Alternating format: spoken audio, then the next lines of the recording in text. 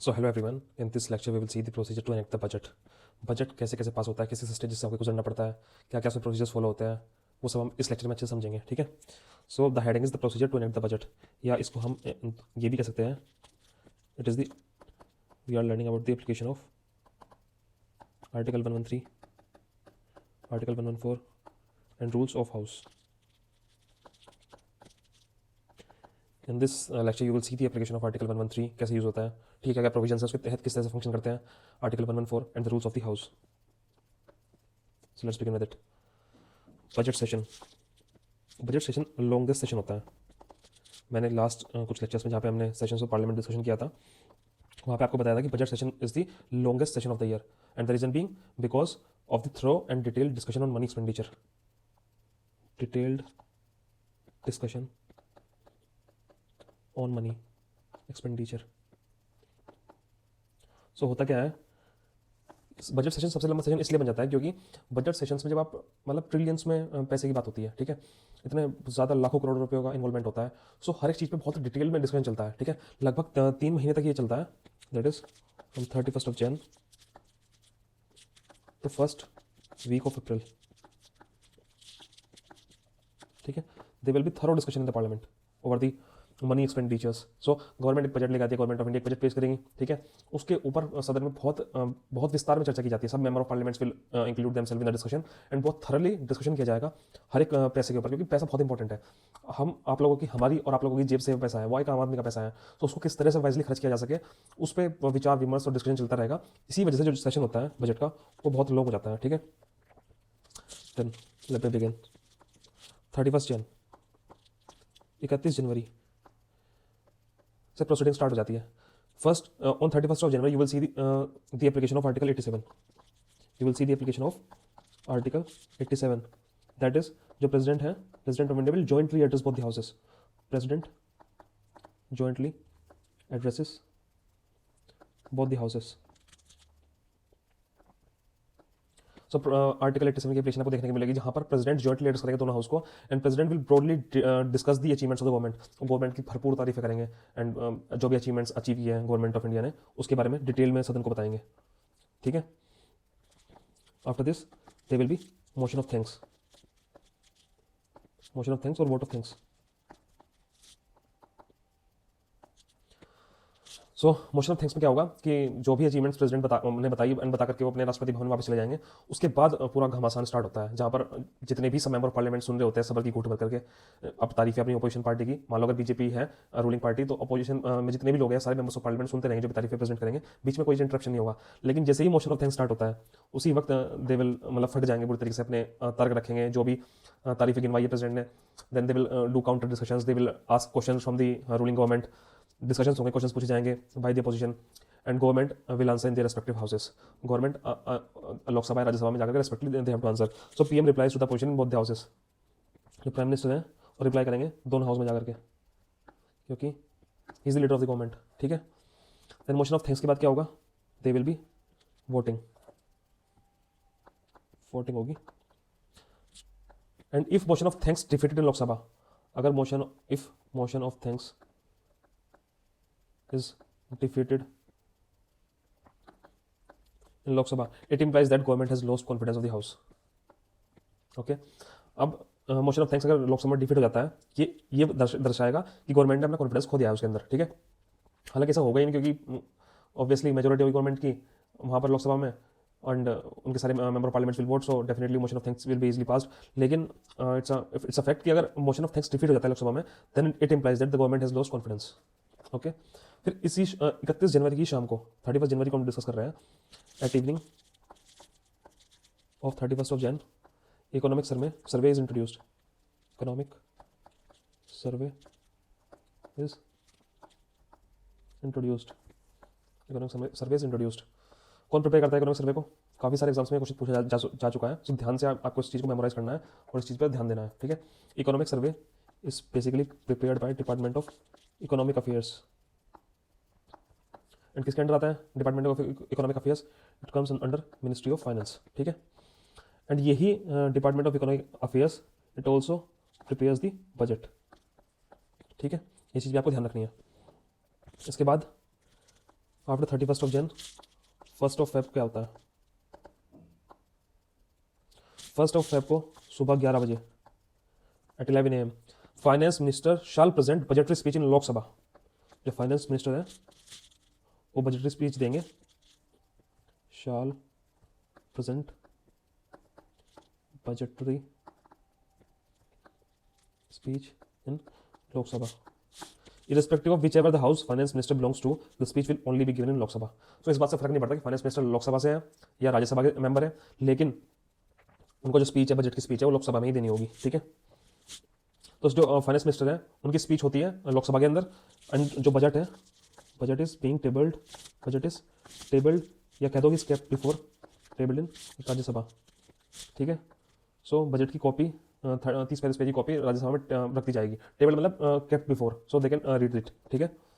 इसके बाद क्या होता है, जब 11 बजे स्पीच हो गई एंड जो बजट की कॉपी और राज्यसभा में रख दी गई, इसके बाद हाउस इज एडजर्न्ड, कितने दिन के लिए? Adjourned for 4 to 5 days। House adjourn कर दिया जाता है 4 से 5 दिन के लिए। अभी 4 से 5 दिन बहुत महत्वपूर्ण है। ये ऐसे नहीं कि ऐसे सिर्फ छुट्टी दे दी गई बीच में कि अब बजट पास हो गया, ऐसा नहीं है। ये 4 से 5 दिन बहुत महत्वपूर्ण है। इसमें जो करंट गवर्नमेंट होती है, रूलिंग गवर्नमेंट, वो अपनी प्रशंसा करती है, वो अपने आप को प्रेस करती है, ये बताती है हम किस तरह के इस बार बजट में क्या क्या हमने चेंजेस किए हैं, किस सेक्टर को कितना फायदा मिलने वाला है, बिजनेस कम्युनिटी को कितना फायदा होगा, इससे फार्मर्स को कितना फायदा होगा। सो जो हेड ऑफ द गवर्नमेंट होते हैं, sorry this leader of the government that is prime minister, वो क्या करेंगे, अपने मेंबर ऑफ पार्लियामेंट को कहेंगे कि अपनी अपनी कॉन्स्टिट्यूंसीज में जाइए और आप जाकर के लोगों को बताइए कि हमारी गवर्नमेंट ने कितना अच्छा काम किया है और कितना मजबूत बजट आप लोगों के लिए लेकर आया गया है, जिसमें हर वर्ग का हम ख्याल रख रहे हैं, हम हर वर्ग के लिए अच्छा सोच रहे हैं। तो 4-5 दिन में this leader of the government will instruct the member of parliament that they should go to their constituencies, back to their constituencies, and they should talk about the budget, ठीक है, the provisions of the budget।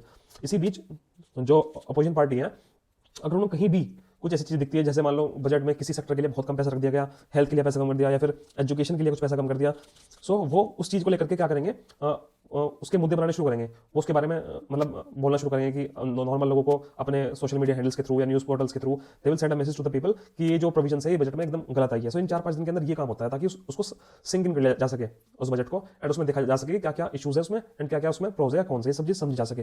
ये सब काम 4 से 5 दिन के अंदर होता है, ठीक है। सो ये बहुत महत्वपूर्ण 4 से 5 दिन होते हैं। ऐसा नहीं है कि सिर्फ ये ऐसे ही वेस्ट ऑफ टाइम है, नहीं।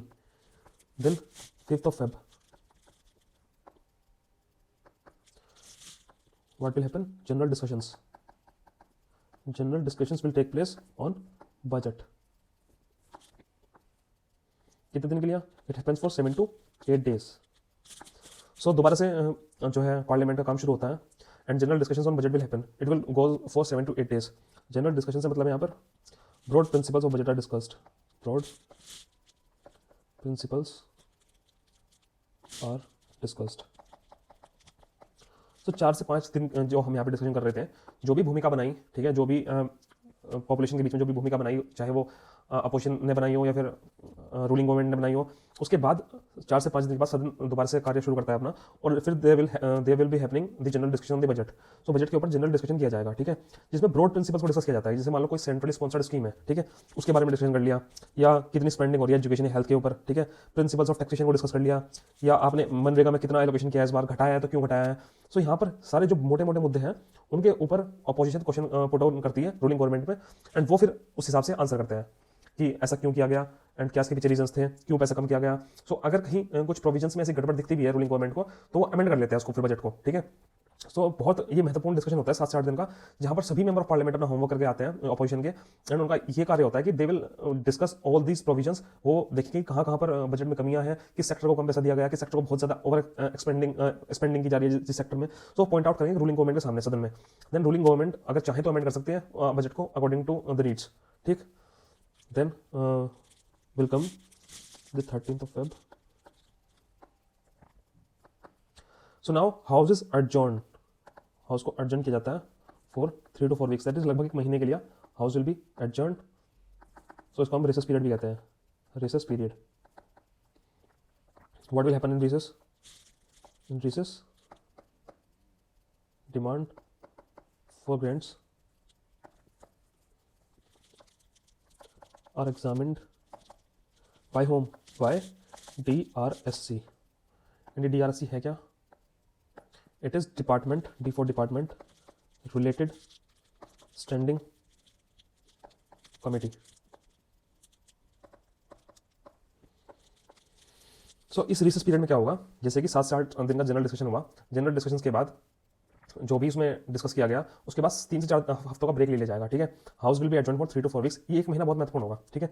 इस रिसर्च पीरियड में क्या होगा, जितने भी डिमांड्स ऑफ ग्रांट्स हैं वो सबको एग्जामिन करेगी DRSC, that is department related standing committee. अभी डिमांड फॉर ग्रांट्स क्या होता है, demand for grants, the money that government wants from CFI with the parliament permission are put under several expenditure heads, are put under several expenditure heads where every expenditure head is deferred as demand for grant, ठीक है।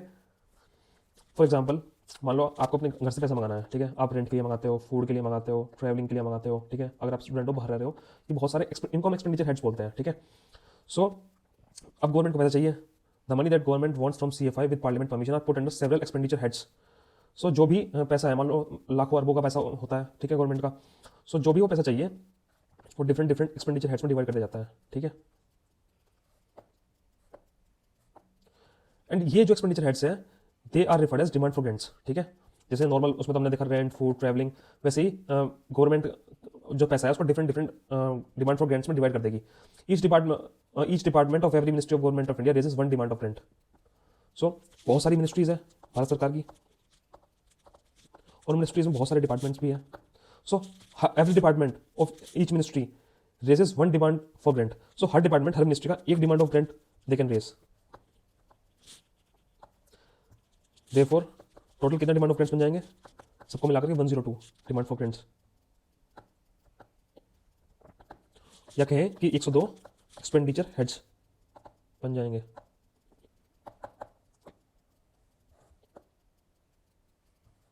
और जितने भी demands of grants हैं, demands for grants, ये सब discuss किए जाएंगे लोकसभा के अंदर, डिस्कस इन लोकसभा।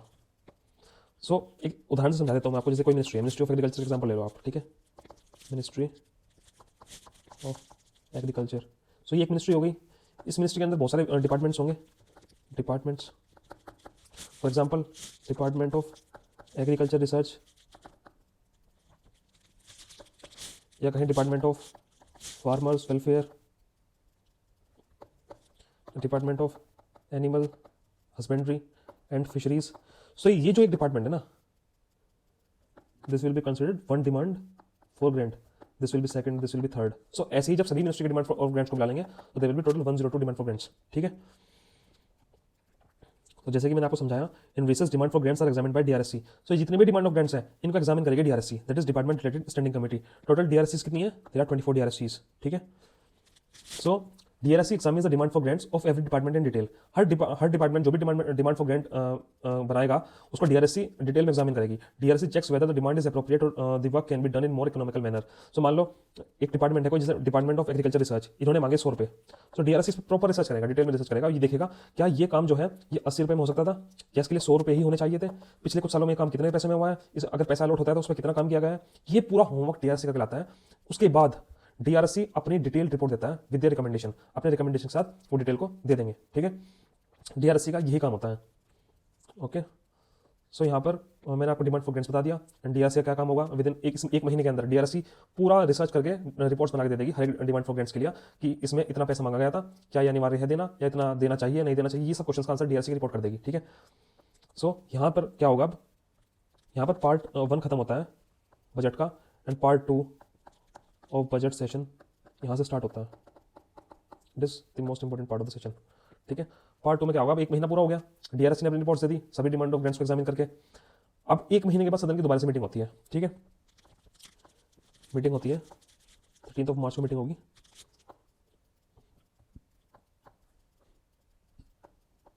तो 13 मार्च को जब दोबारा मिलेंगे, then there will be detailed discussion on demand for grants, detailed discussion for demand for grants.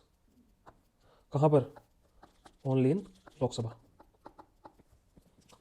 सो 30 मार्च को जब दोबारा सदन की मुलाकात होगी तो डिटेल डिस्कशन किया जाएगा for demands for grants only in Lok Sabha, detail discussion for demand of grants, this is the article 113 application, ठीक है। सो लोकसभा में ही क्यों, क्योंकि पैसे का इन्वॉल्व है जनता का, and Lok Sabha represent the will of the people. So इसलिए लोकसभा में ही जो है डिमांड ऑफ ग्रांट्स का डिस्कशन किया जाएगा। So detail discussion will happen in Lok Sabha for the demand of grants, ठीक है।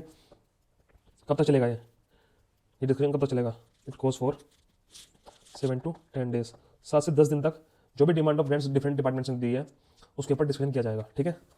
फिर लास्ट डे इन 7 से 10 दिनों का जो भी लास्ट डे होगा, ऑन लास्ट डे आखिरी दिन क्या होगा, the speaker applies the tool of guillotine. Speaker will use the tool of guillotine and thereby the remaining demand for grants taken as one demand for grants are put to vote without discussion.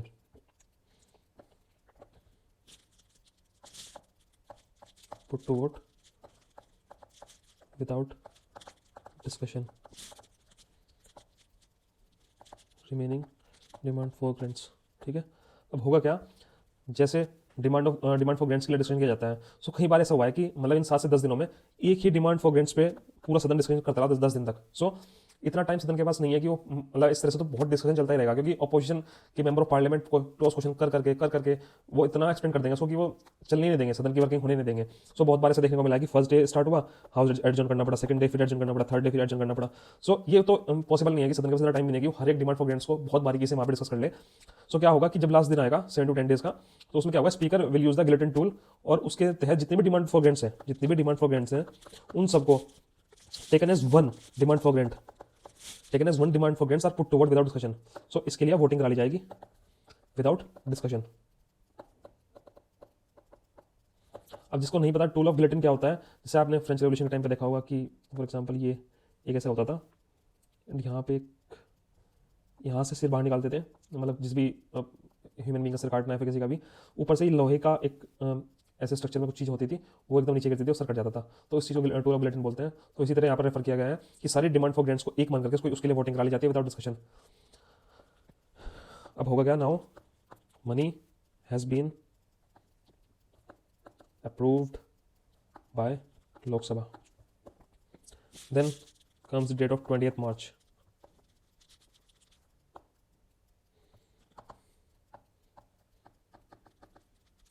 Appropriation bill under article 114 is introduced in Lok Sabha. So after demand for grants को जब voting करा ली जाती है, then appropriation bill को introduce किया जाता है लोकसभा में, ठीक है। This is the application of article 114। किस लिए इंट्रोड्यूस किया जाता है लोकसभा में, to withdraw money from CFI, to withdraw money for consolidated fund of India, CFI से पैसा निकालने के लिए, ठीक है। This appropriation bill will also include expenditure made from CFI, plus it will also include expenditure charged upon CFI.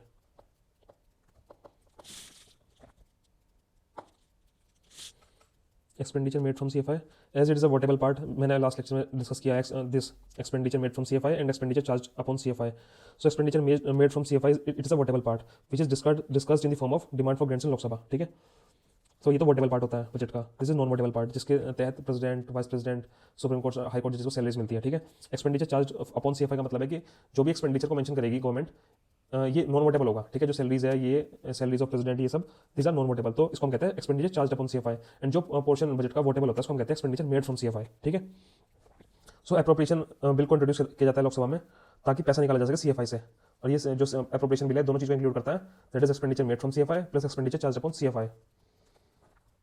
Then appropriation bill is passed on the same day in Lok Sabha and is referred to राज्य सभा. जो appropriation bill है वो उसी दिन पास हो जाएगा लोकसभा में, पास दिन लोकसभा, एंड फिर रेफर कर दिया जाएगा राज्यसभा को, विच हैज़ टू एक्ट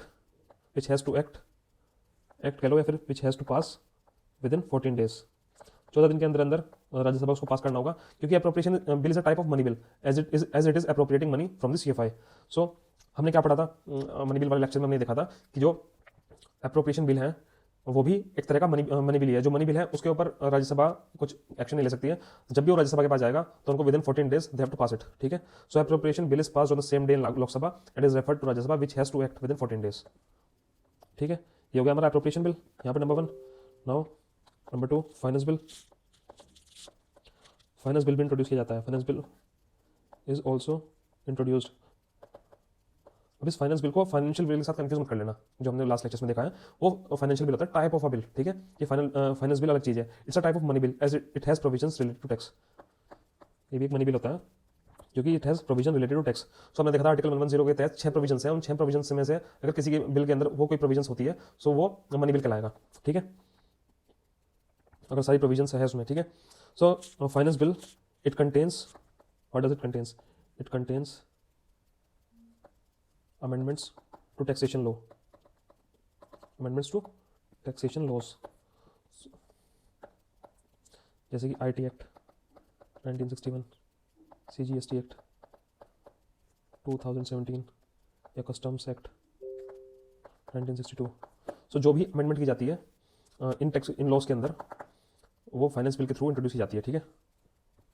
फिर फाइनेंस बिल को क्या होगा, इंट्रोड्यूस किया लोकसभा में, send to Rajya Sabha, who has to act within 14 days, 14 दिन के अंदर राज्यसभा को उस पर एक्ट करना होता है।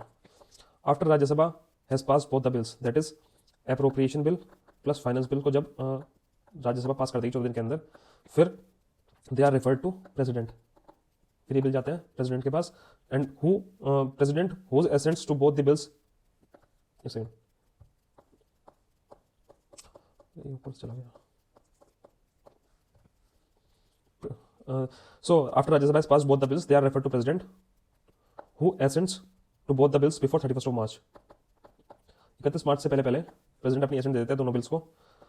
Post the assent, what will happen post the assent, it is generally referred that budget has been passed. So जैसे ही इन दोनों बिल्स को प्रेसिडेंट की एसेंट मिल जाती है उसके बाद ये समझ लिया जाता है कि बजट पास हो चुका है, ठीक है। सो ये पूरा बजट मैंने आपको एक्सप्लेन किया, क्या क्या प्रोसीजर से होकर गुजरता है, कैसे कैसे बजट पास होता है, कैसे इंट्रोड्यूस किया जाता है, कौन इंट्रोड्यूस करता है, क्या क्या प्रोविजन है उसके अंदर। सो ये सब डिटेल्स मैंने आपको देती है। So that's all.